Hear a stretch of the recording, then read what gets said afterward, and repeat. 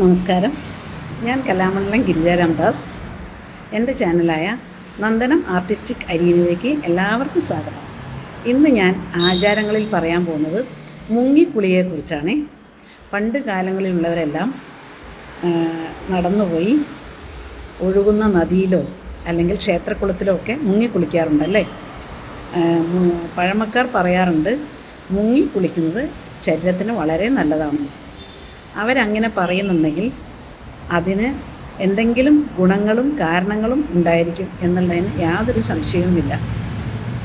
എന്തെന്നാൽ നമ്മൾ രാവിലെ പ്രഭാതത്തിൽ നടന്നു പോയി മുങ്ങിക്കുളിച്ചാൽ ഈ നടന്നു പോകുമ്പോൾ നമുക്ക് ശുദ്ധമായ ഓക്സിജൻ ലഭിക്കുന്നു.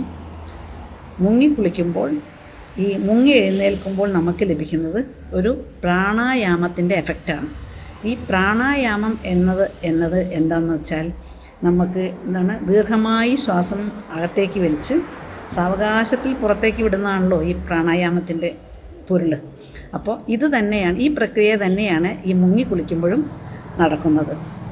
അതായത് പണ്ടുള്ളവർ പറയുന്നതൊന്നും അവാസ്തവമല്ല എന്നുള്ളതിനൊരു തെളിവാണ് ഈ മുങ്ങിക്കുളി.